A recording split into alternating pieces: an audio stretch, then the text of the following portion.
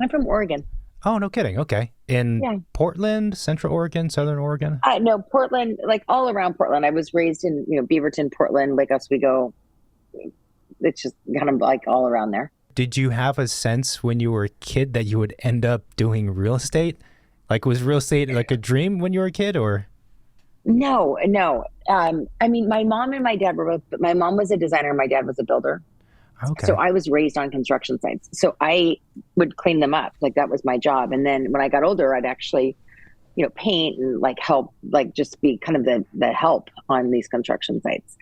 My mom was definitely somebody that made sure that I knew we were working at a very young age. She believed in that. She was a farmer, Hmm. and my dad was actually a farmer growing up. So they had a very strong work ethic. So we would be the cleanup crew on all the job sites. So I was very familiar with how to build a house, houses in general. Like that's all we did. So I actually avoided it at first because I was like, I didn't want to be in real estate because my parents were. Hmm. And then because it was kind of forced on me, I guess, and it was more construction, like literally construction work. Hmm. And so when I came to Los Angeles, I got a job and I started working production and entertainment business, and I got a job with Sharon Stone when she was like right after Basic Instinct, Whoa. and she asked me to. She knew my background, so she had bought a house and she had fired her contractor, and so I took over doing that work for her and worked with Ralph Lauren doing her basement, which was featured in Architectural Digest, and just project managed it. Oh. And then I started liking it again. I was like, I'm actually really good at this. I actually really enjoyed it. So that was kind of the beginning of the shift back to real estate. So your parents, your dad, he was a builder, and it was single family houses or other types of. Well, my dad was, yeah. So he got back from Vietnam. He started framing houses. He was a framer. Hmm. And then he started building houses, and then he became, started developing. He had the Holman Company. They built some developments in Oregon. Hmm. And then my dad got into racquetball actually back in the day, and he saw that the courts were they were poured concrete at the time. Hmm.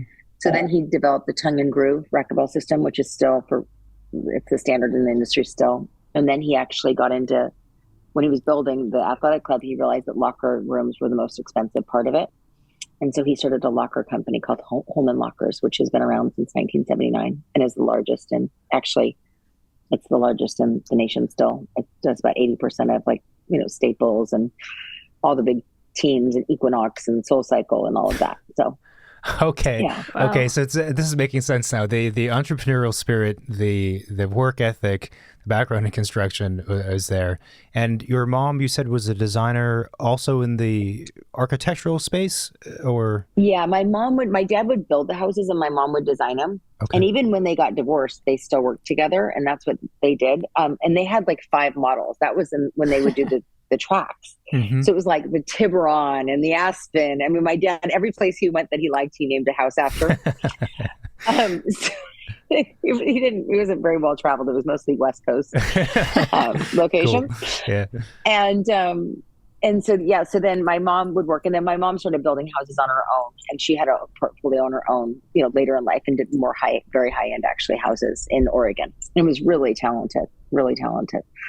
Then you moved to LA, and that's because you were in the entertainment space for a bit of time. Yeah, I was in it because it was just a draw, and I production managed live TV shows, and I loved that. As I was doing that, I was making not very good money, and I was flipping houses on the side. So it was when Home Depot was open 24 hours. And I had my friend that was a contractor. And so I'd buy a little house and live it for 2 years. We'd remodel it as I went, and then I'd flip it into the next house. Mm-hmm. And you have the $250,000 tax gain that you don't have to pay taxes on. So I was making more money doing that than I was actually working in production. Sure. So after that, I went through and I went actually back and got my MBA at Loyola Marymount. And when I was at Loyola, a friend of mine, because of my production management background, he hired me to actually build affordable housing units. So I built over 500 affordable housing units with him as the really is there. Just I'd go on site and just check the plans, make sure the contractors were doing everything correctly, making sure they were following the plans. which a lot of times they weren't. Sure, sure. They'd forget closets and all sorts of things. But I was like, there's a closet here. They're like, no. I'm like, yeah, there's right there in the plan. Look at the drawings. Yeah, look at the drawings. I know. It was, and I was so young, and a female, and I think they weren't used to it. I'd get out there at 5:30, 6 a.m. with them, and they'd be like, it was very funny. It was a very funny part of my life. So did you go straight from high school to Los Angeles? Was that like the transition at the age? No, I went to college. I went to Boston University.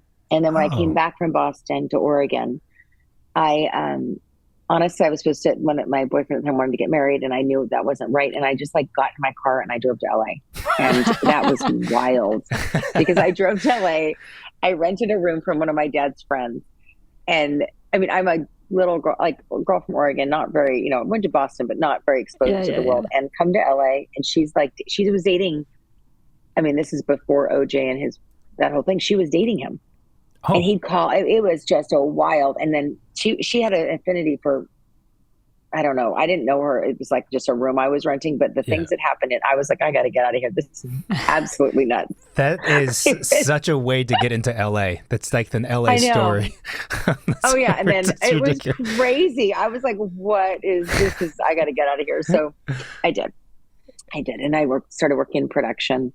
I got a job at Paramount Pictures actually first. And then I worked in live TV, and then I worked for Sharon Stone. So how long were you doing production before? Well, let me go back one step. So what did you study at Boston? I studied business, actually. Okay. So I was just business management. Yeah. And for how long did you do production, and were you in the entertainment space, like as your primary profession, let's say, about before? 6 years. Oh, that's a pretty long time. Yeah. Yeah. I was actually, I mean, I did movies. I'm a worker. So I was always worried about the next job when I was doing freelance, and I was never without a job. Mm-hmm. Yeah. I was quickly hired, and I actually got promoted. I mean, I started as a PA, and 3 days later they made me an assistant coordinator. It was boom, My guess is that the responsibilities and what you had to do when you were in production, there's a lot of project management. There's a lot of the same skill sets maybe between that and then the construction project management and maybe what you're doing today. Yeah, that's actually the basis of my company. Is when I had my first child and I needed to go back to work because it just financially I did. And I was like, wait, I should just take the production model and put it over the real estate model, the brokerage model, really. So it's because the brokerage model, it had one person repping buyers and sellers. They were always kind of running around, super inefficient. And that's actually when I started. I was like, I can make this more efficient by actually placing the production model, which is, you pitch a show, you pre-production, production, post. It's basically the same as the real estate model. It's like, you go for the listing, you're interviewed. Then you prep the house. It's pre-production. It's production when you're on the market, and then it's post. I mean, it's really the same overlay, if you will. Mm-hmm. Interesting. And you had said that is compared to and different from the brokerage model. Could you explain what that means? So when I started about 20 years ago, and that was very, very different. Now everyone kind of has been doing it. So the brokerage model, the brokers like Coldwell Banker, Compass, any of them, the agency, they're really in the business of hiring as many agents as they can and getting a percentage of their book of business. That's how most brokerages work. Okay. So for me, I was like, listen, I want to spend the money actually marketing the homes and in my marketing department, because I don't need 500 agents to manage. What I need is really good people that can do more business, but they have the support to go through everything so they can focus on the client, the negotiations, all of that. I mean, I don't need an agent that does the paperwork from A to B. Now, a lot of one-off agents will do everything. And how good are, you kind of stay in your lane. Yeah. So I'm really good at negotiating. I'm really, really good at it. And I'm good at connecting all the dots, but I'm not a paperwork person. It's not what I'm good at. It's not your passion in life is, but for some people though, they love it. They love that kind of stuff. So that's interesting. So really it's in one case you have, let's say an individual who's a real estate agent and they're doing everything and wearing 12 different hats, versus having a team where people can specialize in what they're naturally good at and want to do, and have the team support fill in the gap, so to speak. 100%. Gotcha. And I think that's really important, actually. And I have people that love paperwork, and they're so organized, and it's incredible. And and they're incredible at what they do because of that. So I think everyone really making sure the people are on the right seats in the bus is really important. So as Pardee Properties, are you your own brokerage? Yeah. That's amazing. Yeah. So real estate is something that we are familiar with, but this is not our profession, obviously. And I've spoken with a few real estate agents about this subject of it being their own brokerage, and a lot of them are hesitant to do that because you take on the risk. Whereas if you go with a Compass or I name one of the big ones, right, that they're covering all of the bases, and you kind of just act as a sort of like a freelancer, almost like a independent contractor in a way. Yeah, they are all ICs, actually, independent contractors. I used to think that too. And then 20 years ago, I was at Remax originally. And then I was like, wait, how much is this E&O insurance? Like, is it really that much? And it's like $40,000 a year. So for me, it made a lot more sense to just pay my own E&O, have my broker's license. And then also the thing I love is that I'm nimble. Like our company is nimble because we can make the decisions and move, and we can identify ourselves in marketing in a different way that other brokerages at Compass, they have to be black and white. They have to be, right. Just all, it's like, how can you express who you are with that? Yeah. Interesting. I would say we probably lean in the same direction as you, is that we've always preferred, with whatever businesses or ventures we're doing, to have more control and authority and more freedom rather than safety, which doesn't always pan out, but usually it does. And there's some inherent risk if you think about it that way, but it's always allowed us, it's actually to be nimble. It's a good way to put it. It's allowed us to do things that I know we wouldn't have been able to do, or it would have taken us a lot longer, or we would have to get approval from someone, and the list goes on, right? But that flexibility is something that's been a huge asset, I think. Yeah, I think and I think it's important for people to remember that. I think it actually brings in creativity and freedom for people to like express who they are and to be like, okay, how can we do things differently? Like I remember it was about a year ago, I was like, okay, everyone, we're going to do a heart-shaped sign. And I thought my staff was like, you are nuts. And I'm like, I might be nuts, but we're going to try it because nobody else has done it. Yeah. And we get so many calls on just that one sign because they're like, thanks for thinking out of the box, literally the box, right? I'm like, no problem. Yeah. I was going to ask you about the sign because it is very different. It's not, your typical like corporate looking sign that you see on a house that's for sale. It's more of like a little wink when you walk down the street and, it kind of like you're interested, you're intrigued, you want to know more. Where did the idea come from? Were you just tired of seeing the same sign everywhere every time there is a house for sale? No, I've been, to be honest with you, I think that I mix my work with my like spiritual, emotional life very much so. And I think love is so important. And so if you went on my house, you'd see hearts and the word love and just bringing it in and calling it in. And I do feel that there's such an emotional and a connection with homes emotionally. And there's so much love there that's been nurtured, that's been brought in, that's been broken. It's all love. So I was like, we should really that's what homes are. They represent safety to people. They represent love. They represent so much about a person. It's not just a financial, there's not even a financial, it's not just a financial. It's even more emotional than financial in most trends and most people we deal with. So. That's an interesting way to put it. It's something that we definitely agree with. And it's funny. I mean, you made this point the other day, Marina, that I think one of the things we see often generally, I think in particular in the United States, maybe compared to some other countries, that a lot of times houses and properties are viewed more as just financial investment, kind of like cards to buy and hold on to. Obviously, if someone's collecting houses and they have that much money, then that's one way they look at it. But even for, we see sometimes for homeowners who this is their primary residence, they have 2 kids, like this is going to be their home. It's not just a house, it's their home. They still are like really concerned with those aspects of it. And of course, everyone wants to make a good deal. No one wants to lose money. Or in the design of a house, as we see from our end, sometimes they're really concerned with resale value if they do this change. And of course, you know, if a person plans to live in a house for only 4 years and then sell it, then we have to think about that.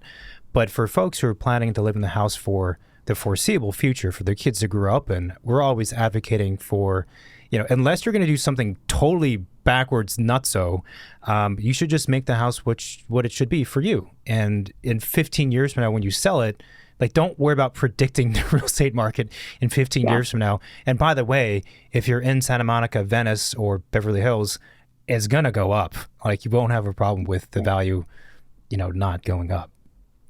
100%. I agree with that. And it's interesting because if they're thinking about selling it in 15 years, what's popular today in selling is probably not going to be the same in 15 years.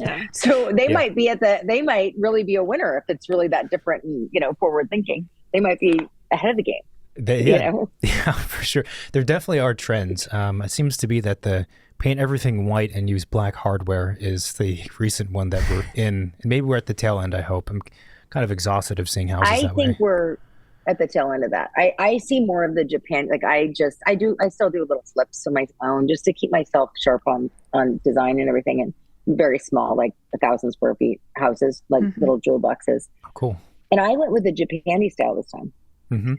I was like very light and just, you know, very kind of natural, and I did use like a brushed brass, just so you know, not black. Not black and white. No. Nice. No, black and white. I mean, look, I have nothing against black hardware, okay? But it's just that it's as you know this, especially when houses are getting prepped to be sold, this is kind of what happens. You just whitewash everything. Well, and it's kind of an interesting question, right? Like, do you need to, you know, like paint everything white to make the house for sale more appealing, or can you embrace what it is for what it is and hope that you're going to find someone who's going to fall in love with it that way? Yeah, that's a great question. So it kind of depends on the style it is and the locate, like where it is, right? Because you want to appeal to the buyers in the area.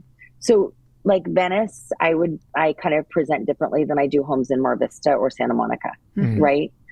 And you have to look, is it for a family or is it for a couple, right? So it all depends. The thing I think most people, the reason why a lot of people will just paint it white and be like, okay, and do the same staging, which I actually think is wrong. Actually, I think that you have to look at who's your target market in the area that we're selling in. And then you want to appeal to that buyer really. For families, it usually is, you know, if you have some wild colors, sometimes it is better to do a lot of it white, but I don't always paint the whole thing white. I like a pop of, I usually go to Sherwin-Williams, the color of the year. And I go for the last like 2 years and I'll throw a pop of those colors in. Interesting. To houses because you know, they've done all the research, right? Sherwin-Williams. And I think that needs a little flavor. It can't just be all white all the time, you know? So. Well, I have the suspicion too that if you're a buyer and you're viewing a lot of houses and you're doing that amount of research, that over a period of time after, 10 plus houses, I had one person I know, they viewed 200 in the span of 2 years. And I was like, you should become a real estate agent after this process because you probably know the game. Or a designer. Or a designer. You should do something with this knowledge. It's pretty impressive. But after you see a certain number of houses, maybe not quite 200, they all kind of start to blend together in the memory. And I've always felt like that from a seller's perspective, it would make sense to try and find one or two moments in the house, something that makes it a bit more memorable. So that at least it's memorable, because I know for myself, at least after I see enough places, I start to forget and I'm not able to distinguish one from the other. Yeah, I agree with you. I mean, I sell, you know, a ton of all different kinds of houses. And I'll tell you, the ones with more of a soulful connection where people can feel it. And it's interesting because it's off of usually not just some staged houses, but mostly people's personal houses. It can be the smell. It can be the feel when you walk in. I mean, it can be all of that, but it will sell for more money. I mean, actually landscaping will sell, like amazing outdoor areas and moments, like you were saying. If you can create a few of those in the house, that's what people want. They want to know that they can connect in the house and that they can just like breathe. That's what people are looking for. They are looking for their homes to relax, feel safe, connect, love, and just breathe. I love that description of the feeling that a house can give you. And it's something that we resonate with, and we feel, because this is our profession and our study. So when we step into a house, this is the first thing that we're sort of looking for. Is it hard sometimes for new buyers who are new to this and they're stepping to a house for the first or second or third time to get that feeling? And so I'm asking this question sort of from the perspective that when we work with clients, if we are working with a client who has a good eye for design, or if they grew up in a house that was interesting, let's say it's a mid-century Eichler or something, our job becomes a lot easier because they get it. They felt it already, and we don't have to try and sell this experience to them. Versus when we have a client who's not experienced interesting or good architecture or great architecture, it's harder for them to imagine what that can do for them. Does that make sense? Oh, 100%. And I think that's actually just, from what I find actually in that is just, I find that on people's like who they are, how much they've grown. Like, have they traveled? What kind of house did they grow up in? Right.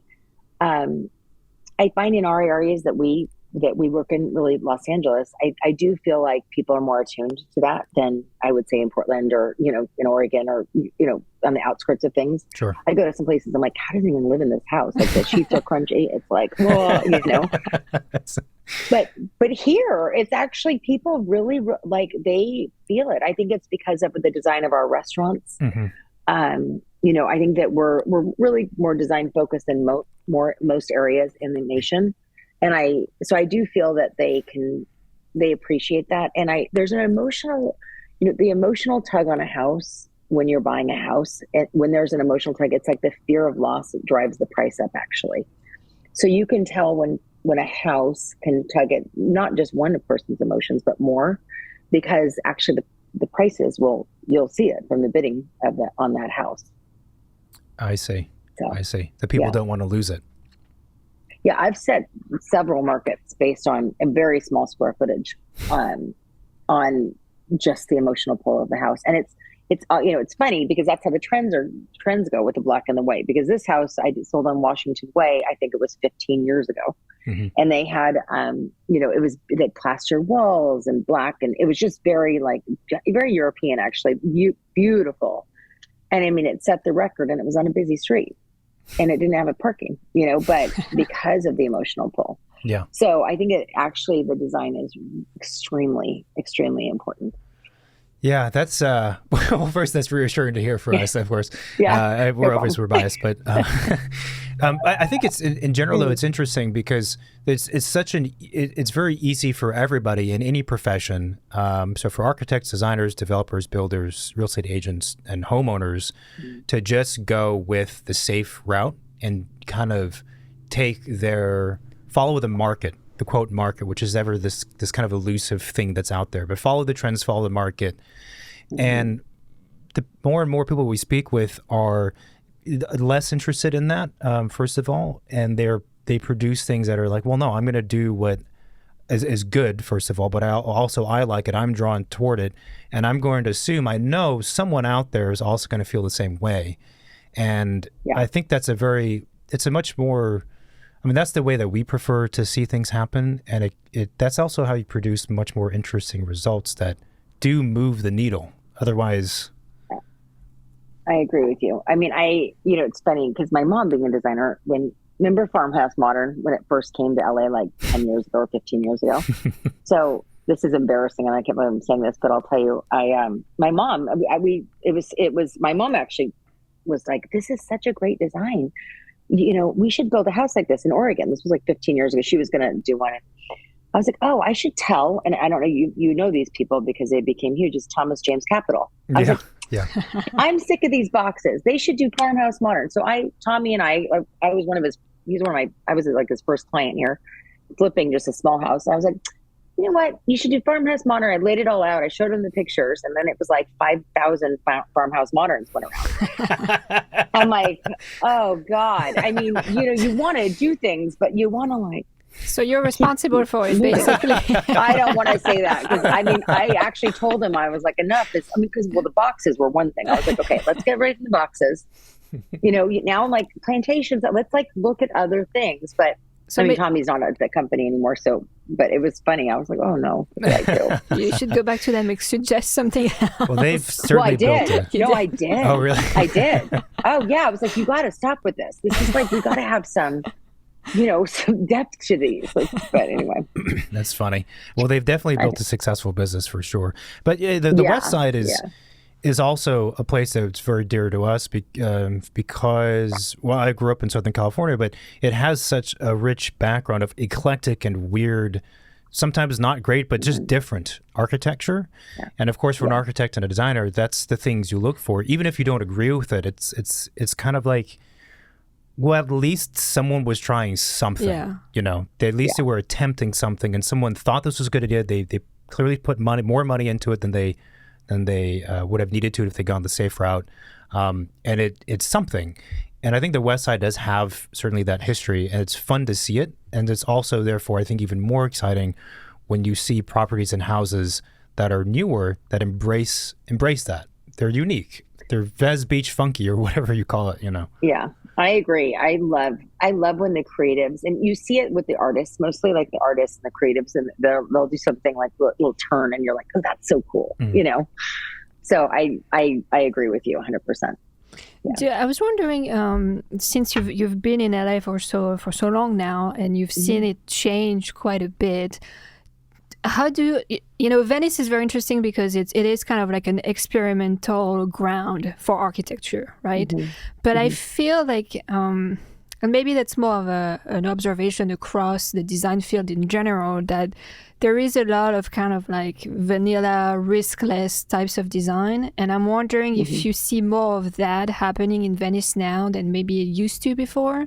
Are people still taking risks in designing crazy stuff and being adventurous?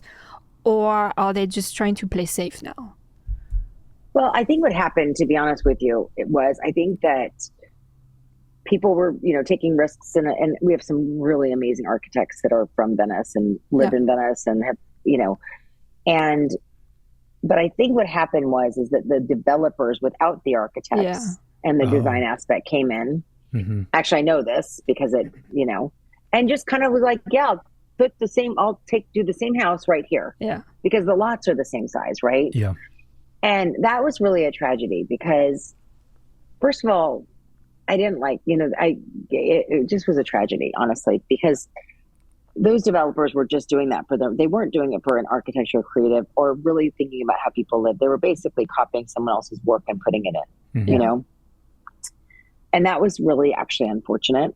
And they were doing it for the money, and that was actually really unfortunate. Now, I think that those people, I actually know some of them that are not here anymore. So I think that that's actually a good thing for our area, because I actually think that I think there's some people that are really creative, larger builders, the Marmals, but I think that the one, like the people that do 2 or 3, like I have this, that do smaller projects that really care, that are at the job sites, that are like thinking about things like where is somebody going to put their keys when they walk in. Right. Like all of these things are like the detail of those are really what sells for more. And actually it brings a unique product to the marketplace. So the more people that can get like into the kind of the nitty gritty and really care, I think the better off we all are. Do you ever find the buyers included? Yeah. Do you ever find yourself like, I don't know, like wanting to reach out to the architect or the designer just to learn more about like what was the story behind the design of the house? If in any way that could help the sale, or maybe discover things about the property that maybe the people who are living in it didn't even know about. I usually talk to the developer is the person who contacts me, because that's the person. And I love it. Like, I love it when they contact me very early in the process, right? Like before they've picked finishes, before they've actually done the entire layout, like all of that. because then I can say, hey, have you thought about this or this, just different things. Even from like a toilet in the master, like I'll see them sometimes. This is not working with an architect like yourselves, a designer, but working with somebody that, they'll put a toilet in and it looks right out into the living room. Like you're sitting on the toilet, looking at the kitchen. You're like, hi, Yeah. So I really like when they do reach out. As far as like talking, I don't usually have the I do sometimes, actually. That's not true. It would be great to have the opportunity to talk to the architect as they're going through it. And sometimes that does happen. The developer and the architect and I'll get together, just say, oh, this is what we're thinking. Any ideas? And I think that's better because I can, the one thing, I'm not an architect or a designer, but I can say, this is how people are living now. Yeah. And this is something that's, like a mudroom, or they let, a lot of people like the eat-in, the banquettes right now. Just little things, that like make their life better, that are easy to implement, that could make it that, that's cool. Let's do that, the buyer. So. Yeah, that makes total sense. It's the same thing for us on our side. So when we have development projects, what I will tell the client is like, we should talk to a trusted real estate agent, one of the people we know or one that and this is up in the Bay Area, because we have a certain skill, expertise, and database, but a really strong real estate agent, they will have a much wider set of information because you guys see so many houses. I see a lot of houses, but not nearly as many for sure. And I want to know before I start putting pen to paper if there's a program or the buyer or the user, as we would call them, the end user, how they live. Is it multi-generational? Therefore, do we need a primary suite on the ground floor? Like all of these things, which I have guesses about, but I would much rather do my research, especially for programming, like at the very beginning and then start drawing, as opposed to wasting time drawing something. And then later on, when the plans are almost done, have an agent look at it and say, well, why did you do this? No one's going to buy the house unless you have this particular thing that I didn't know about. And that's the ideal situation. And actually, that, I said that I don't work with them, but now that I'm thinking about it, I guess I actually do like architect. I do that. Yeah. On the people that have actually done this work and probably learned it the hard way. And I love it because that's my background. So I can read a set of plans. I can go over, it's like, for me, that's like right in my wheelhouse because of my upbringing. So, that's the smartest thing to do, is to work together. Honestly. And it's also smart for me, like when a developer will come in without wanting the architect, I'm like, bring in the architect, because we can kind of balance off each other, of kind of pushing them to not just do black and white. Sure. Sure. And then your architect's like, you should paint it white and use black hardware. Oh my God. That actually reminds me of something else, which is, you had growing up a background in construction and design, so you understood it. You did project management of it, which is a very serious undertaking, one that I think most people vastly underestimate the amount of time and the amount of information that comes to you when you're project managing something for a house, let's say. So you have that experience and that skill. That must have been and still is a huge asset for you as an agent. One of the things that has surprised me over the years is the number of agents, not all, the number of agents who claim to know anything about construction or architecture, but in fact know shockingly little. And I've seen this many, many times. Again, it's not everyone. That goes to a lot of the real estate in general. I think that it's such an easy entry point for people to get into real estate. Mm-hmm. And honestly, it's a lot of money, and it shouldn't have such an easy access to just be an agent and then say that you're a part of these things that you really aren't. Until you've built a house, like literally physically on the ground, cleaned it up, seen how the windows are installed.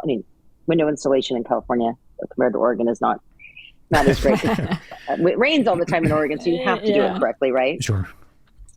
But all the details, and like being on a job site, talking to the contractors, seeing how they all blame each other and yell at each other, but also like, right, knowing the price per square. Yeah. I learned more project managing, listening to all my contractors bitch and yell at each other. It was the funniest thing. I was like, oh wow, this is, that was like my lead in. I was like, oh, you want to know something that's done wrong? Ask the other contractor about the other contractor's work. He'll show it to you. Yeah. So I agree with you. And I think it's a discipline. I think it's a course that should be actually required for real estate to know actually what you're selling. Like Yeah. really what you're selling. Like you don't sell a watch and not know how it's, if you're in a high-end jewelry store, you would know where that watch came from, how it worked, how it was put together. You'd know about that, Right. Right. But not in real estate, I guess. Well, you bring up another point of the entry bar, I guess, is so low in a sense. It's easy to become a real estate agent. And you must have seen also, I mean, I've seen it, that I feel like there's a lot of people who think that doing real estate is easier than it is. And they think that, well, I can very quickly make a lot of money and this will be kind of a part-time fun thing I do on the side. And I don't need to commit super hard. And my guess is a lot of people approach it that way. And a lot of those folks, they do it for a couple months and then they stop because they realize it's not as easy.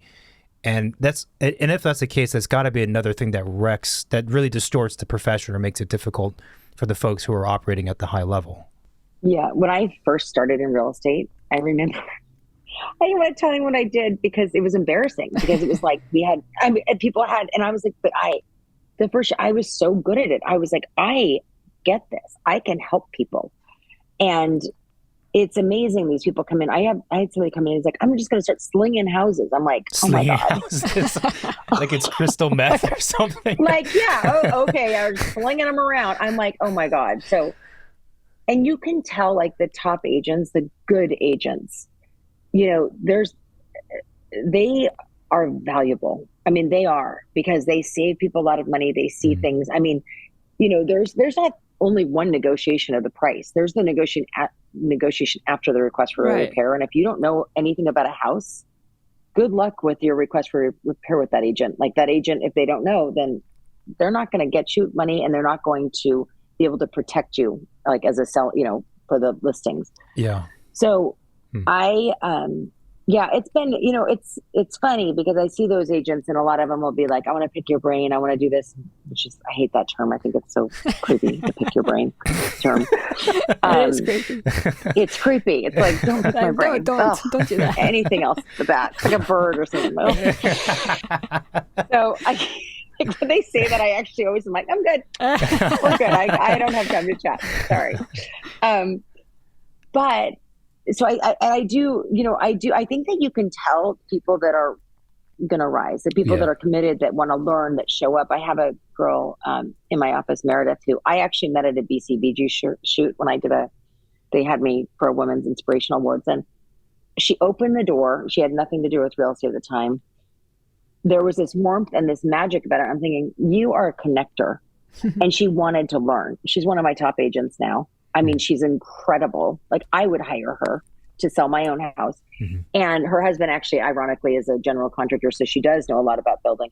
But you can tell when people are just kind of barely in it and they think that they're all this, and then they realize it's a lot harder than you think. And it actually costs a lot more than people think to actually run a team or a business like we do, like a brokerage. So, really? Yeah. I mean, it's the marketing, but we have a whole ops division. Like we have 5 guys in our operations that'll go pick up stuff for you, dump it, make sure that doors are open, make sure things are, it's blown out before we show. I mean, it's if you do it right, it's a true business. It's not just slinging houses on the side. So on that, maybe give us an overview. So how large is Pardee Properties? How many people do you have? Where do you guys, practice or buy and sell houses mostly? Sure. We have about 45 people right now. We have about 22 agents and about 23 on staff. So we basically, we go anywhere from Malibu to Manhattan Beach, all the way to Los Feliz. So we're basically all of Los Angeles. Yeah, we used to be, and everyone's always like, you're the queen of Venice, you're right here. And the reason I did that originally is because I have 4 kids. So I wanted to make sure I could see my kids. So I really focused on this area, that was, 20 years ago. Mm-hmm. And then when we expanded, I started, I have agents from all over that work with me now. So we really do sell. I mean, we're selling one in Malibu coming up. We have one in Los Feliz. In Manhattan Beach, we just sold one. So we go all over. Mm-hmm. We do a lot, our office is on Abbot Kinney, and we have an office in Culver City too. Yep.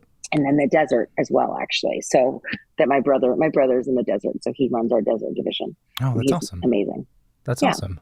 You had mentioned you have 22 or so agents and then 22 other staff. That number surprises me. I would have thought that would be like 75% agents or 80% agents. Yeah. Most people, that's how most brokerages work. But I have, like, on my personal team, I have a pretty large team. So there's about 10 people on my team that are staff on my personal team. The rest of is marketing. And we do a lot of marketing. And we have our ops team.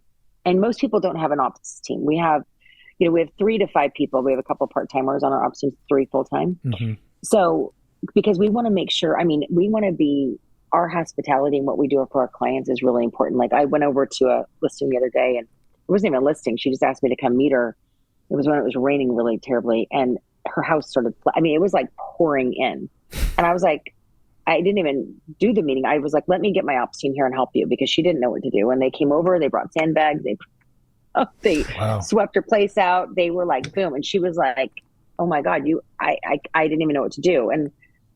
And those types of things are important when you're working with people, is like, how can we help you? Like, what can we do? And she'll be a client forever because of that. Those are the things that most agents don't see. That's why I have a bigger staff and team, because I want to make sure people feel very taken care of when we work with them. So an ops team is ops is operations or operational. So that's just, they're kind of, I don't know what, they're just, they take care of all the things that fall between the cracks, sort of. I don't know how to describe it. Yeah, well, they do everything. So from signage, if like our signs fall down, they go put them, we have a sign, like they do our signs. They do, like, if there's garbage needs to be gone, if there needs to be a house when we're opening it up, we want it to look perfect. So we'll go blow out the yard before. They'll go check on houses. They'll go feed, we have somebody with a squirrel, like, in the backyard, and they're going to be gone. And they're like, can you feed our squirrel? We're like, yeah, absolutely. Gotcha. It's just whatever it is, but it's important for people, because a lot of times people will leave when their house is on the market for a few weeks, and we want to make sure their house is taken care of, and it looks amazing when we're showing it too. Yeah, that makes total sense. So you started Pardee Properties about 20 years ago. So so how long were you at Remax before you decided to break off and do your own thing? Well, I started in the business in 2003, 2004, at the beginning of 2003, 4. And I was at Remax about a year during that time, but I always did my own branding because I didn't like the balloon. So, and then I got in trouble. To be honest, I know Remax probably doesn't care so much about how things look in the balloon, but I will say their logo on the balloon is something that I despise it when I see it. I'm like, this is so dumb. Like, could you just not use that? It was. So yeah, exactly. So I thought the same way. I felt the same way. So then I got in trouble for using my own branding. Yeah. And then I was going to go to Keller Williams because I could do my own branding. And then I was like, why don't I just see what this E&O is? And so then I just decided it was best to open my own brokerage. I don't even know why. I just was like, no, I'm just going to do this on my own. I can do it my way. I can put this production model over. I can hire the people that I can do everything my way. And that's what I did. I guess this would be a question for any people who are interested in becoming real estate agents. So this would be for them. But what are some of the things that has clearly helped you achieve the level of success well, I guess there's a lot of ways to dice that up. I guess one would be as a business owner, but maybe more as just a real estate agent. Like, what are some of the things that are critical, I don't know, qualities you have or skills or things you do to help your clients that you recognize as being essential? I think a few things. I'm a big dot connector. So like if somebody is, I always ask them their story, what's going on and why they're selling and what's happening. And then it's like, I'm connecting the dots. I think I'm very calm, and I take everyone through. I'm very steadfast. I'm like, we have this, everything's handled. I have a lot of communication. We tell our clients, we're very transparent on communication with our clients. And I think honestly, just being like knowing, like what we were talking about housing, about when somebody comes in and says, oh, I want to do this or this. I'm like, okay, that's going to cost about $7,000 for redoing this. I mean, having the knowledge, I think is important. And And just honestly, your reputation is really important. So you have to do right by your clients. You have to do right by people. And, it's hard because you're going through these situations that are highly emotional and you're walking them through. Mm-hmm. And it's important to be kind and calm and move them through and close their properties out. I'd say 60% is repeat clients or referrals of our business. So that's a big amount. Yeah, that's a big amount. Actually, and the other way too, 40% is a pretty hefty number to have new people, which is a testament to the marketing efforts. Do you ever turn down houses for sale? Like if it's not a crush or you don't vibe with the sellers, like would you just refuse to do it? So I think that I have different agents at my company, excuse me, and I have them all for a reason, so that there's some people that just jive better with other people. And I think it's important to have a personality fit when you're working together because people are different. So when I see people, I very much look at their actually nonverbal communication. I took courses on it and I had my master's in business and on entrepreneurship. And I did a lot with how people are and how they're communicating. I think it's important to put people together that are going to work well together. There's times I won't work with somebody that I will put it with somebody else at my company. Mm-hmm. And there's a few times that in the creepy situations, I was just like, it's not a fit for anybody at my company. Yeah, sure. I'm not gonna, you just know, if people yell at me, I will let them know, or I will say, you know what, that's not appropriate. We don't yell. Like, we're not going to be screaming at each other. We're going to walk through this. This is a really hard time though. You have to acknowledge that they're probably going through something really difficult because a lot of these people, this is their biggest asset, right? Mm-hmm. Financial asset. Yeah. So you also need to be, walk on that very delicately too. Yeah.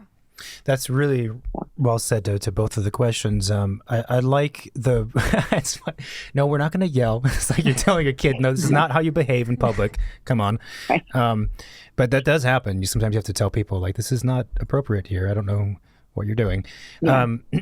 But I like the point you brought up also of connecting the dots, as you put it. It's a very interesting way to describe it. It's a very similar thing for us. In fact, we see a lot of times people who approach us to do a house or a remodel, they want to jump into the process very quickly. They're like, let's start drawing. Let's go. Let's start demoing. Let's start doing stuff. We're like, whoa. And we usually have to say, okay, that's great. You're enthusiastic. We are too. But for us, it's a lot of actually asking questions and just listening. And then I've never thought about it as a connecting the dots kind of action. But that's a great way to put this, what it is. You're trying to collect all this, what would seem to be like almost random information or a very wide set of information, and try to understand the story and the person that connects it all together. And then only after that do we start actually doing work, because we found it's just a more efficient approach. It's a more personable outcome. It makes everything better. In the past, when we've attempted to move too quickly, we always end up looking back and saying we moved too quickly. We should have taken the time to connect more dots before trying to figure it out. So I think it makes a lot of sense. Yeah. Thanks. Yeah. The personal relationship is it's like, where are you going? What are you, mm-hmm. So then, and it's interesting because when you do that, like they're in it, like people are in it, but they're not seeing it from this view up here. Right. Mm-hmm. So when you can see it from this view, you're like, oh, well, what about this? Like, but what if this is a plan then? And they're like, oh, I didn't think about that. I'm like, because they're in it. Yeah. And we're out here connecting dots. Yeah. That's a great way to put it, for sure. Because it is very in houses. They're very complex, and I think most people in their day to day, they don't think about how complex they are, and why would they? But there's a million, tens of thousands of decisions to be made, and it's very easy for clients, for you and for us, I think, to focus on hyper specific things, which is not a bad thing, but you're right. Sometimes you miss the bigger picture that needs to be kind of told. When you started, were you working mostly with buyers and sellers? And do you have a preference, like personally? When I started, I was working with both. The first year I was just it was really connections. And what I really love is the personal connections, actually. Now I personally have turned into more of a listing agent, because I do think that the two jobs are are different. And I think you can't be both to all people. Mm. So I work with some buyers, but I have Emma, my right hand, to like, she's a buyer's agent and she's really great at it. I'll go in for value and opinions and some negotiations on that. But I usually work on the listing side of how do we make the most value for you and how do we get this on the market and how should this look and all of that. So usually now I work more on the listing side. Is it easier for an agent to have more control over and more control and stability, maybe just in their life professionally, when you are on the selling side and you're in charge of listing rather than buying? Because I feel like buying could be very what's the word? Sort of like unpredictable. Like you're waiting on people to make decisions and things. Yeah, I think for me, I 100% think that way. Yes. And a lot of times we'll like list somebody's house and we'll rep them as a buyer as well. So we'll do both, you know, because there's the relationship there if they're staying in Los Angeles. But I do think that listing is the key to real estate. It's not the buying side. It's definitely, I would say, the listing side. Yeah. Yeah. Do you ever have clients who are selling their house and after you kind of like, you know, look at how to market it and put it all together and make it look pretty and all of that, they're like, you know what? I don't want to sell it now because you just showed me that my house is amazing. Like I just discovered the potential. Does that ever happen? Yeah, it's happened. It does? Yeah. Yeah. And that's okay. You know, and honestly, that's okay. Because it's like, I think the one thing about me, I'm not like a lot of agents, it's like they're making a rent. They're like, oh my God, you know, and I'm like, and I've never ever thought that. I'm like, I want to do what's best for you because you're my lifelong client. We just made your house beautiful and you want to live here for 2, 10, whatever, 20 years. I'll be around, you know, on the other side and I'll be checking in with you every year. We'll just roll with it. When you decided to start on your own, I want to hear about like the growth from you as an individual practicing and starting your own brokerage to then now having a team of 45 people or whatever the number was. Like that is a massive change. And most agents, I mean, that's not typical for most agents. It's not typical growth for most people in most industries. So I don't have a lot of questions. What was it like? Or did you know at the outset that you had plans to grow to a certain scale, or did it just happen and you just kept going? You know, it was actually kind of a fluke. I had my first child, Taylor, and to be honest with you, she was an infant, and I went to I couldn't be at home with her all day. It was really, she had colic. I was like, oh my gosh. And financially, I couldn't either. We couldn't, I needed to go back to work. So when I did that, I went to Remax and I sold 33 million my first year, which even in today's, this was in 2004. Even in today's standards, that would be a huge year for a new agent. That's crazy. I mean, a huge year. Yeah. And when I did that and people were really happy and they were referring me, and I was like, every time I went to an open house, I was like I was like, okay, I'm going to bring home 3 clients from this open house. Mm-hmm. And I did, you know, I wrote out what I wanted. I projected, I kept writing myself notes and I connected all the dots with everyone too. I didn't just like, oh, I'll call you and not call. I was very diligent at how I approached it. So then I hired my first my first assistant, is still with me, actually. I met her through my best friend. She worked at a scrapbook store and now she runs my company, Samantha. She's incredible. I mean, absolutely incredible. And so we worked out on my house. And then I realized that there was 5 of us then. It kept growing. And then there were 6 of us. And I was like, okay, I got to move out of the house. Because then I had 2 kids at the house and 2 babies. And so we moved to Abbot Kinney and worked in a little trailer, actually, right on Abbot Kinney in Venice. Really? And then at that point, I was like, oh, this is moving. I mean, I wouldn't even, this is so terrible, but I was so frugal too, because my mom was always like, be frugal, Tami, be frugal. So I had that in the background. So I was like, I wouldn't even have like it was a trailer kind of, it was like, it was on, now it's beautiful and gorgeous, but at that time, and I didn't even have heat and air in it. I was like, we can just have a space heater. We're fine. Yeah. We can have a fan in the summer. And they were like, oh my God, Tami. And I was like, okay. So then we bought the property on Abbot Kinney where our office is, our main office is now. Yeah. So yeah. I just kind of like walked through it. I was like, okay. okay, I'll do that. Okay, I'll do that. And I also let myself, like, I think you can feel things like when it's a yes. And so I pay attention to the yeses. And when I feel like I should be walking forward, just in my body, I'm like, okay, that feels good. I'm going to do that. So that's where, people always say, did you think that you were going to be this big? And I still don't think of myself as that way.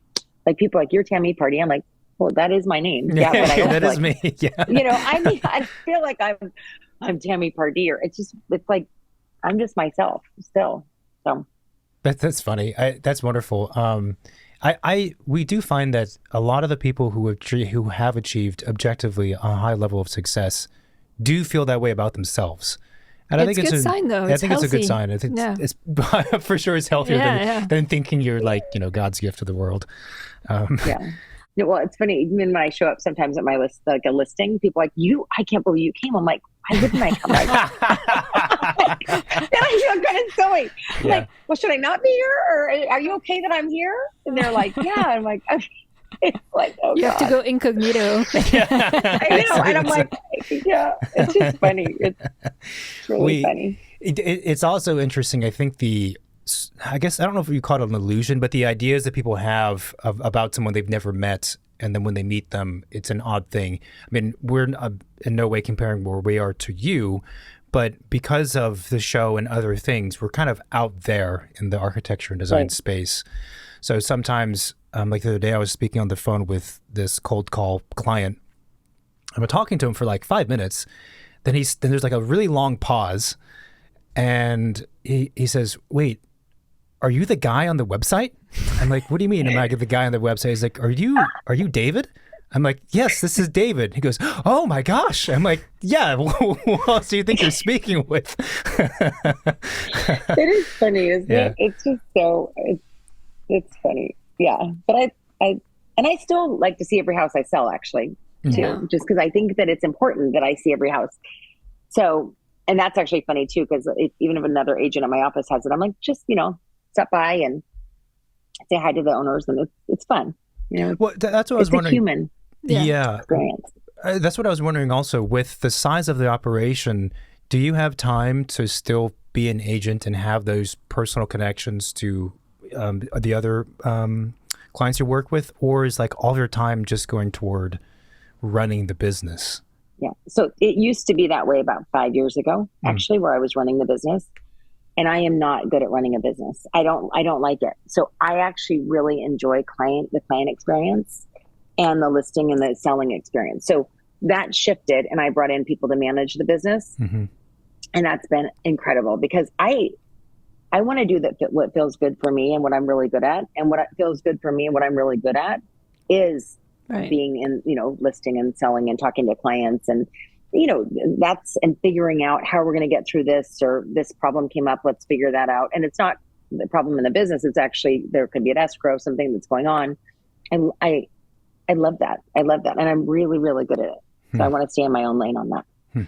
Talking about what you're good at, when we started the conversation, you mentioned that you're really, really good at negotiation.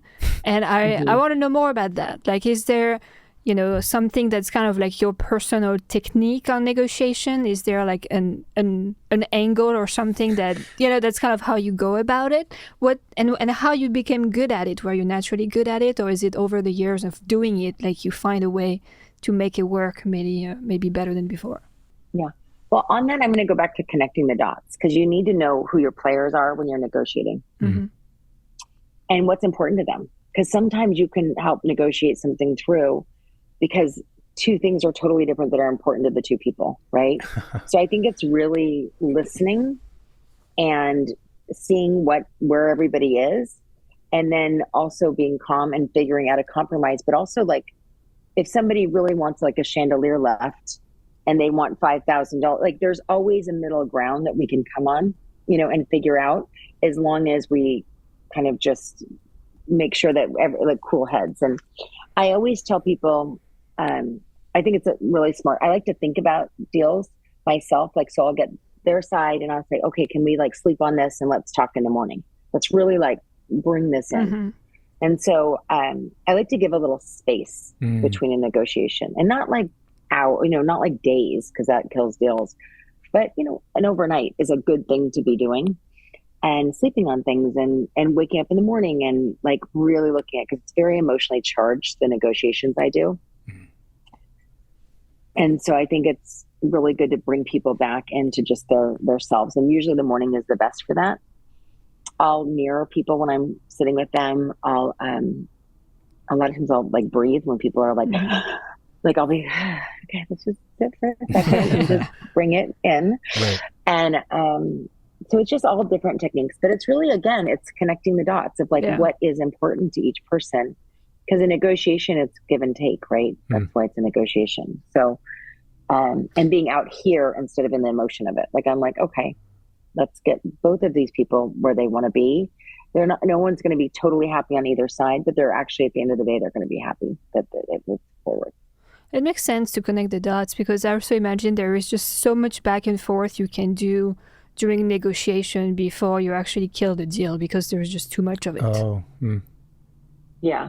And I do think it's important to, like, the other agent on the other side is to, like, we'll call myself or Paige will be calling in. We'll just be like, okay, so even at the beginning is like, even if they give you a terrible offer or something that you're like, oh God, you're like, thank you for the offer. Like, thank you. Like, let's try to work together. I mean, we're trying to do this together. This person wants to buy, we want to sell, or vice versa. Like, how can we figure this out together? I think that's, and the more seasoned agents, even the ones that are less seasoned, like if they're open to that type of community, that's like that really can help when you're working through a real estate deal for both the buyer and the seller, actually. Yeah, I've never really thought about it, but it's interesting for you guys because you, in every transaction, are working with a potentially new person, a new agent, a different agent who's. Do you ever have situations, you must, where the buyer and seller are both people within your team? Yeah. Sometimes we'll rep both the buyer and seller. Yeah. And here's the thing about that is that it's really transparency, right? So the seller, I'm just going to go with the listing side, the seller and the buyer. Everybody wants to feel safe. They want to feel safe. They want to feel seen, and they want to feel like they're everything's transparent. So the more transparent we are, and that's why we communicate, and we literally will be like, okay, here's what we got. We're just letting you know, like literally copy and paste things for people, because the more that they trust and the more they feel safe, the more that they feel held, and the more that it's going to go through, and that relationship and that connection is going to evolve because the trust is greater.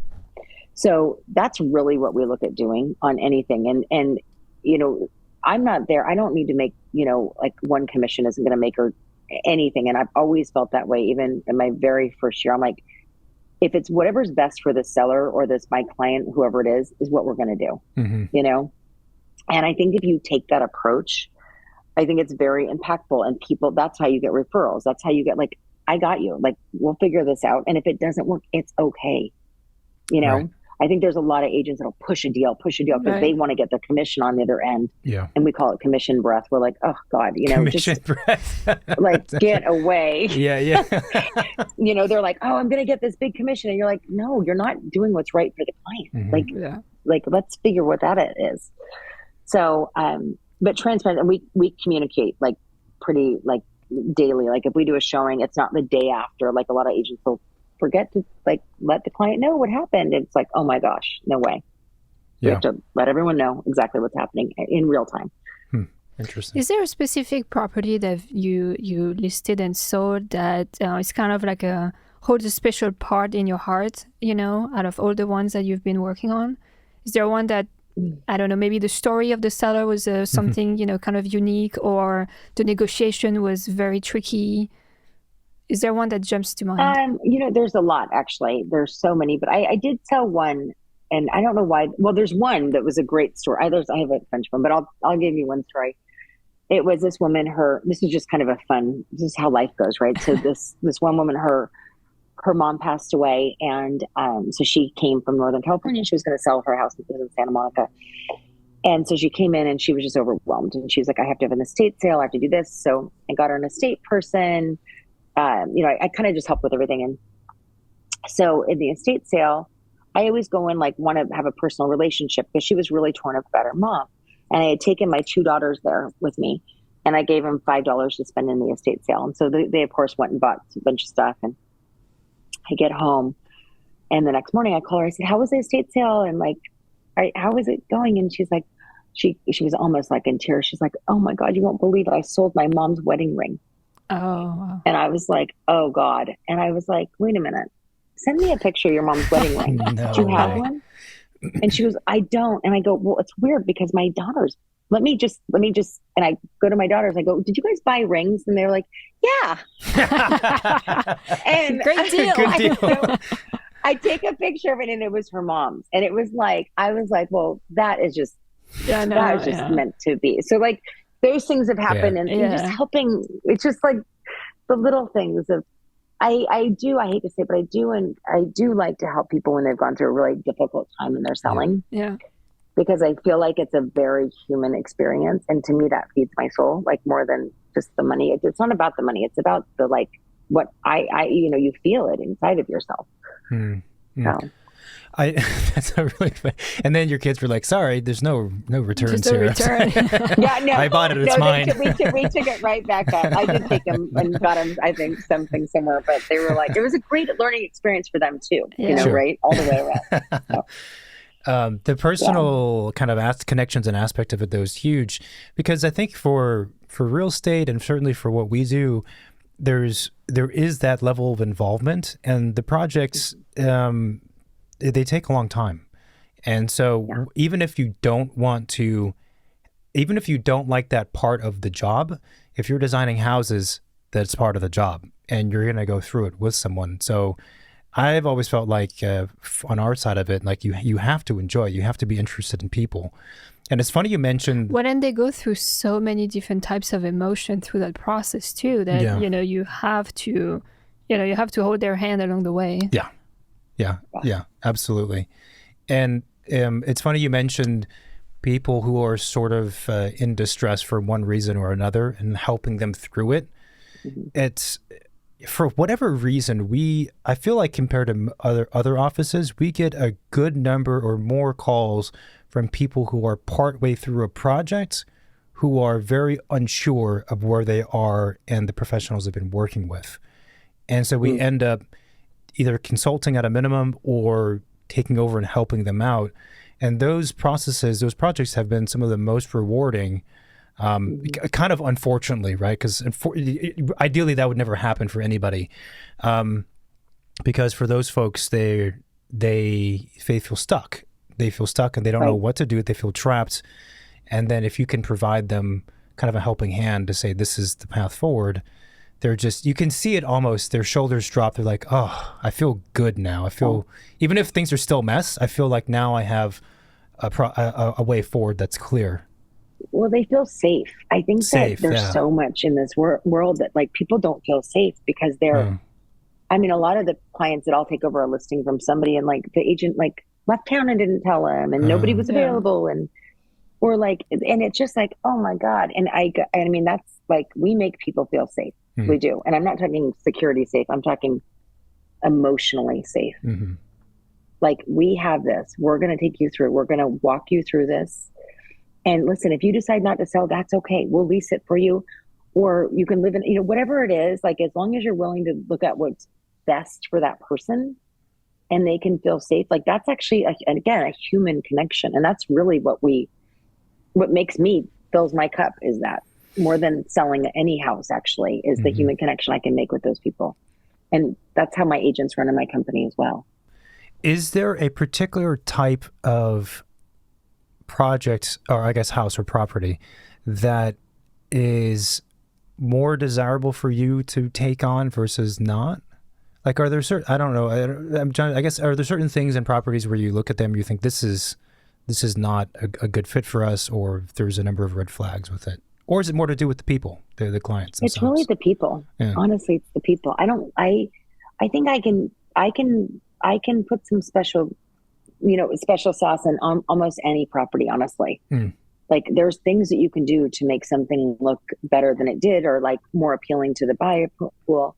It's really about the people. Like if I go in and you know, I mean, as I said, some creepy people, I'm like, there's no way we're working with you. People want to pick your brain. Yeah. And you're not going to pick my brain either. But usually what I do is people are either like emotionally charged, or it's almost like a mirror. If you go in and you're like, they're going to mirror what you do as well and how you see it. So if you're connecting the dots and you're listening to what they're saying and going, okay, I hear you say this. I hear that this is why you want to go. Okay, I hear this. They're going to start that from that place of feeling safe. And then it's like, it's you're selling real estate, but you're taking them through a big emotional human experience for them. So for me, I'll do that all day long. I mean, I have one for, you know, people are like, oh, do you take anything under, you know, this much money? I have a property right now at $600,000 up to $5.5 million right now. And we have one coming on for $16 million. It doesn't matter. It's taking them all through. So it's the people though, for sure. Yeah. I'm wondering if you have a sense, or you know, how or why is it that you have this sincere interest in that aspect of it? Because obviously we've talked about there are plenty of professionals, real estate agents or others, who approach things more transactionally, and they don't think about the things in the way that you're describing. Maybe they go through the motions, but it's not as conscious in a sense. Does that come from, I don't know, your upbringing, your background, and something? Like, where does that stem from? I honestly think that, like, we're really, like, everyone thinks that we're in this life for money and all this stuff, but we're really in this life for love and happiness. And that's why I have the heart-shaped sign too. And it's like, if I can go through and I can feel warmth in my heart, it's better than any paycheck I'm ever going to get. And if I can help someone out of a really difficult situation, that's better than any paycheck I'm ever going to get. And the money will come. Like, all that stuff, I don't actually, to be honest with you, it's very funny because I don't really think about that much. I think about, like, how can we both have a really good experience? And I feel good. Like, I go outside, I feel good every day. Like, I feel, you know, and my company feels good and the people there feel good. So it's just a different approach, I guess. My dad and my mom were that way, I would say. My dad especially, he had a huge company and he drove the same car for 20 years and honestly wore like 5 shirts. I would get him shirts. I'm like, Dad, you've got to get a new shirt. Like, like crazy. But like, he went from a farmer to having over $100 million company. And you would have thought he worked at, you know, he did not look that way at all. And actually, I didn't even know he had that much money until he passed away this year. And then I found out.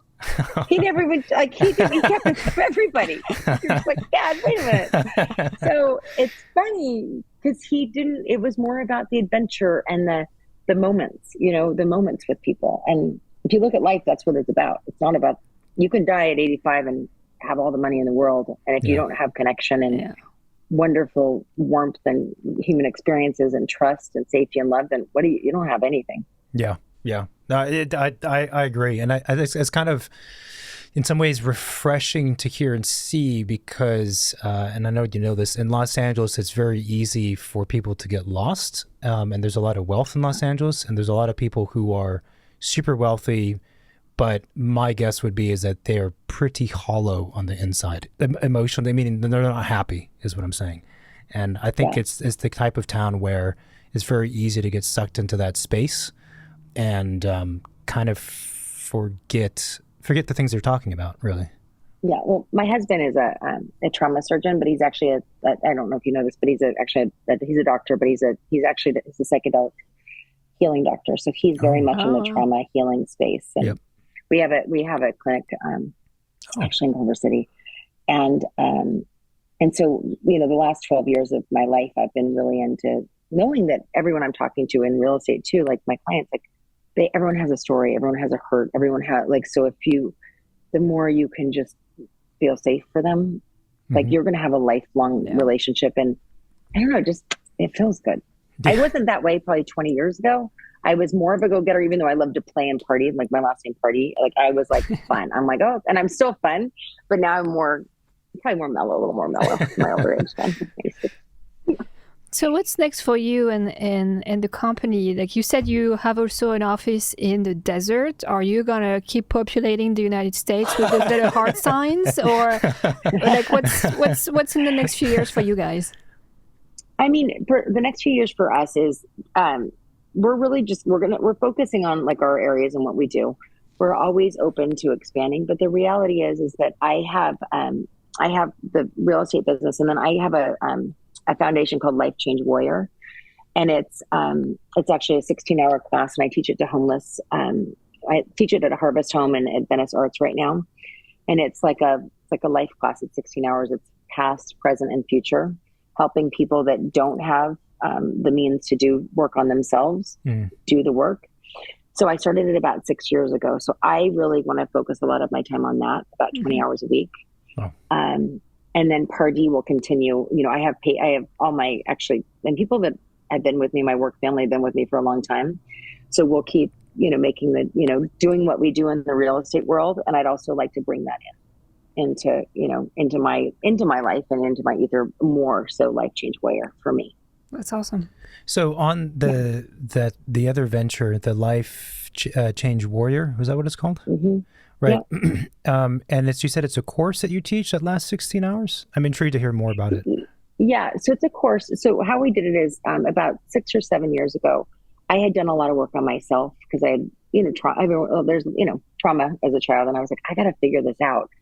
So I did all this work, but I had the money to do it. Right. And what I realized is that there's certain things that people do in that work that are common, like a lifeline, and then, present, like we go from past, present, and then create a future vision board roadmap to where we're going. And then with very small steps on how to do it. So what I did is I sat with one of my friends who's a coach, and I was like, let's create something for people that have no access to this, because that's where we can actually make a difference. Yeah. Because when I was I'm in Venice a lot, so we have a lot of homeless and all of that. I'm like, could we get these kids when they're like 16 before they go on the street, and that they realize that they can create their life and help them, feel worthy enough. Like, yes, you have a past and it was horrible. Yes. But there's 16 other people in the room that also, when they start all telling their lifelines, they're like, oh, wait, that happened to you. That happened to you. Okay. I'm not so strange, because people don't talk about the hard things. Then we take them into the present, like, okay, we're here, we're safe. Like everyone here is safe. Like this is where we are now, right? You're not in the situation you were in then. And then we're like, okay, what do you want to do? Like, and we do a lot of different programming around this during the 16-hour course. Like, what do you want to do? What's in your heart? Like what? And then we have them write it out. We have all these different tools that we use, the code, and we use like letters and all of that. So then we help them create a roadmap to where they want to go based on the 5 parts of their life. And with that is like, for instance, one of them wanted to, these were pregnant women. So they were having their babies or just had their babies.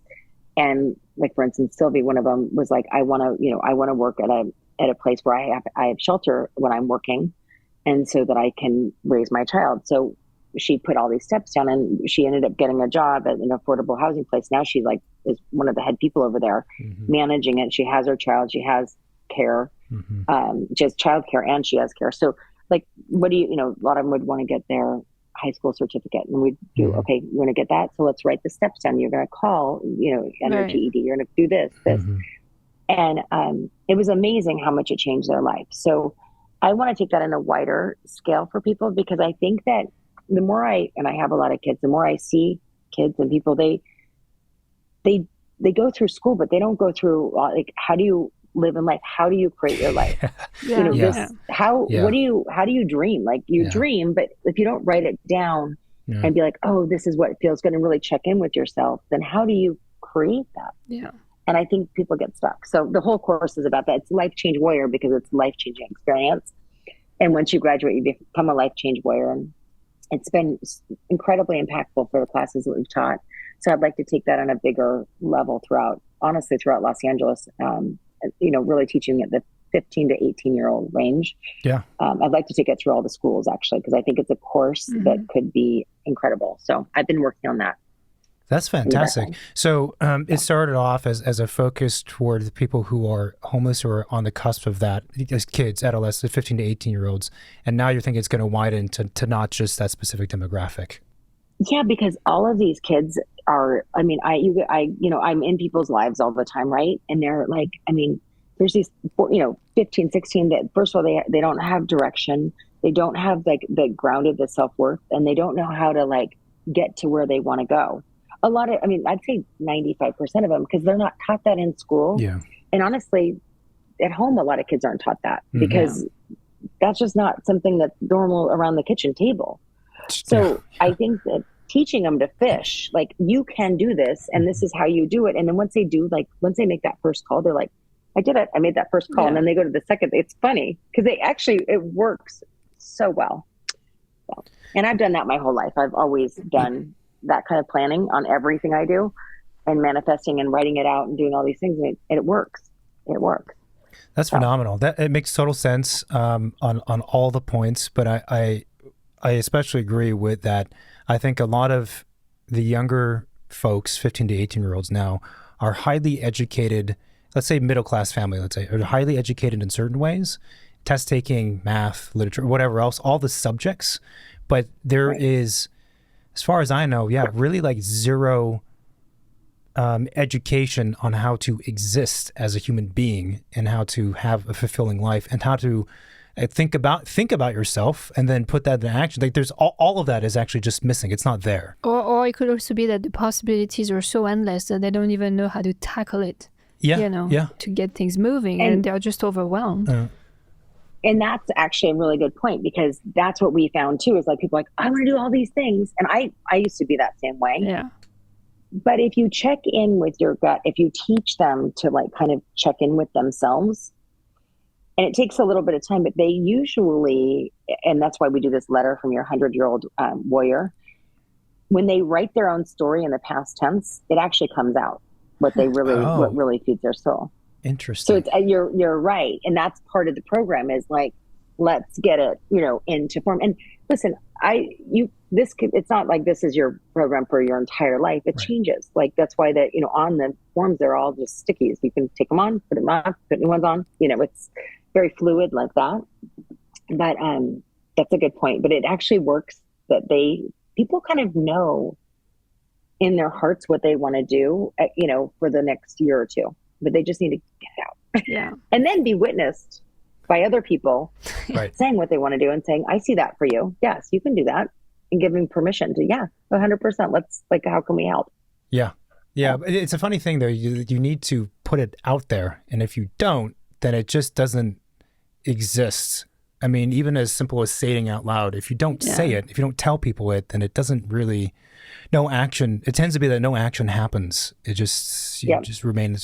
The listening to your gut is how I interpreted some of the conversation, is an interesting thing.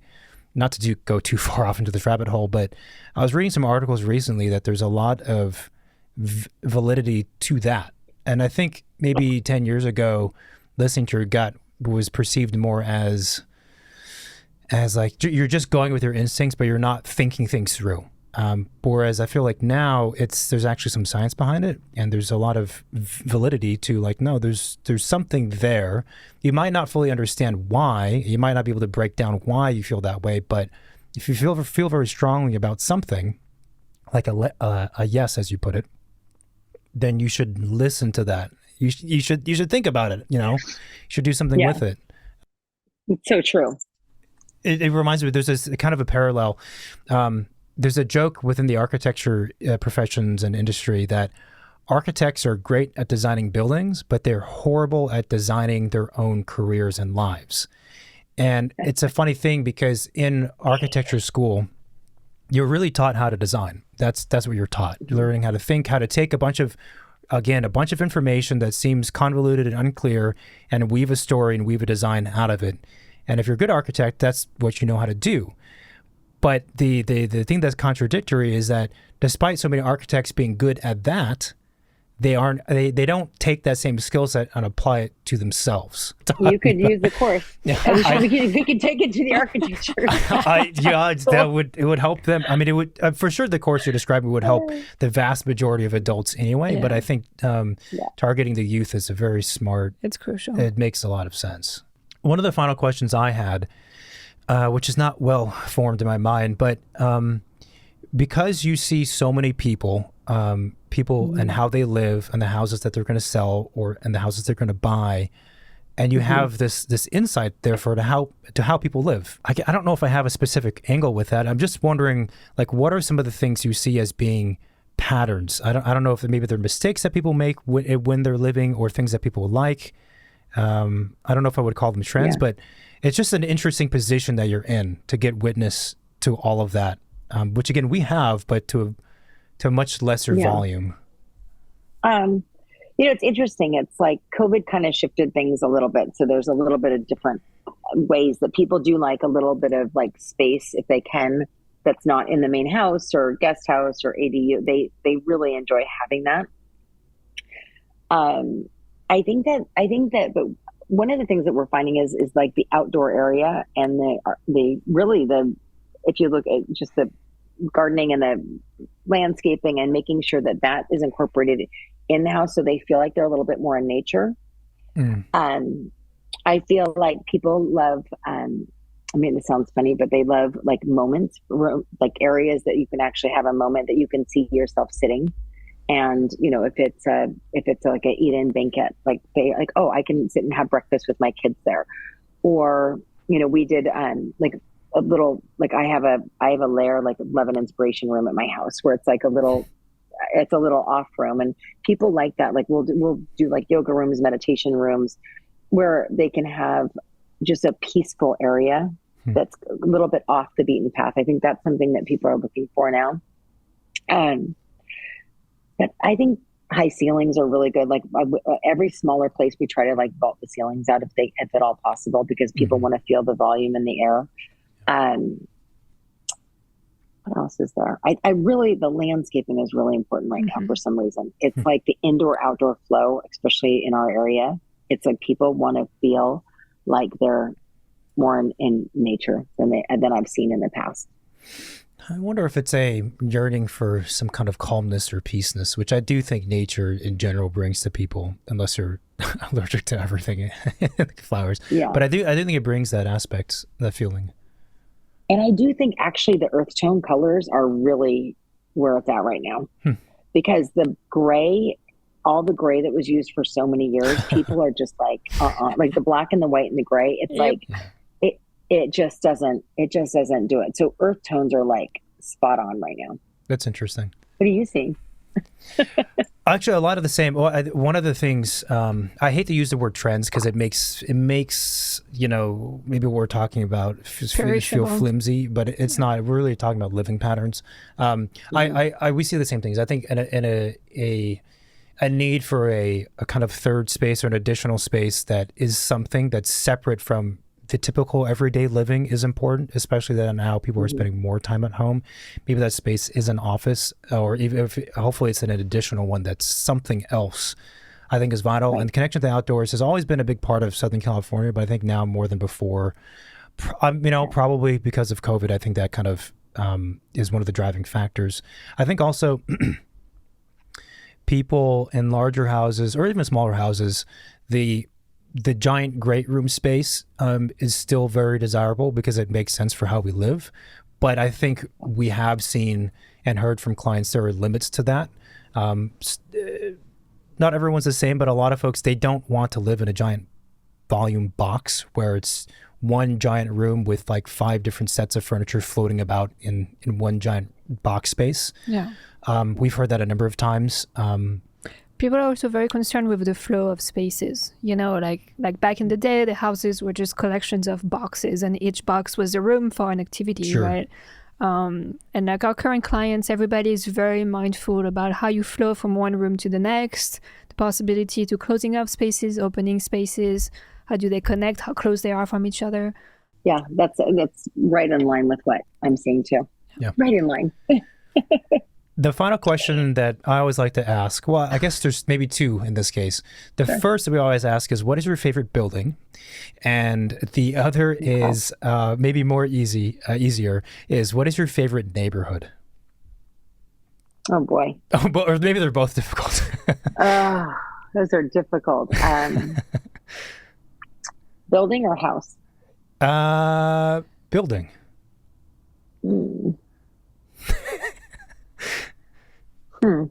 And if you have a few, it's fine if you list a few. A few doesn't have to literally be one. I mean, honestly, I love the buildings on Abbot Kinney. Like I just love that there's houses and there's big buildings next to each other. So I love our office on Abbot Kinney because it's a little house basically. And then I love, going down the architecture on Abbot Kinney. It's like old and new. It used to be the old furniture and antique stores. And it just, to me, that street is so eclectic. So I think that's not a building, but a street. No, that counts, yeah. Very cool. Interesting. And then what was the second one? Favorite neighborhood? That one's hard because I actually have a few that I really, really like. I love Ocean Park in Santa Monica, Ocean Park in the Abbot Kinney area because it's walkable. And to me, that's like everything. I used to live in the Windward Circle when I was younger in Venice, and that's an incredible area. It's right off Abbot Kinney. Gosh, it's really, I mean, I live in the Golden Triangle now, and I love it because I have a lot of kids though, so it's a different time in my life. But I love it because I'm still in the mix, but it's like nobody even knows it's here. You probably don't even know where it is. Yeah, I don't think we know. Nobody knows where it is. So I think it's hard to have an exact one because I want a walkable place for me. So north of Montana is great because Montana has some great stuff happening over there. Yeah. That means a lot to me. That's awesome. That's great. Yeah. Tami, thank you so much for making the time. I know you're crazy busy. We appreciate it. The conversation was awesome. We went in more directions than I thought. And thanks again. Thank you. Thank you. It was good to see both of you. Hi, everyone. Thanks for watching this video on YouTube. If you like what we're doing, then please support our show by hitting that subscribe button and liking and commenting on our videos. You can also find us on most of the social media, Facebook, Twitter, and Instagram. We're mostly on Instagram. And you can reach out to the hotline, 213-222-6950. You can send a text message or leave a voicemail. If you have any reaction to this recording, any questions you might have, or guest suggestion, feel free to send it our way. Cool. Thank you for watching and see you next week. Thanks. Bye. Bye-bye.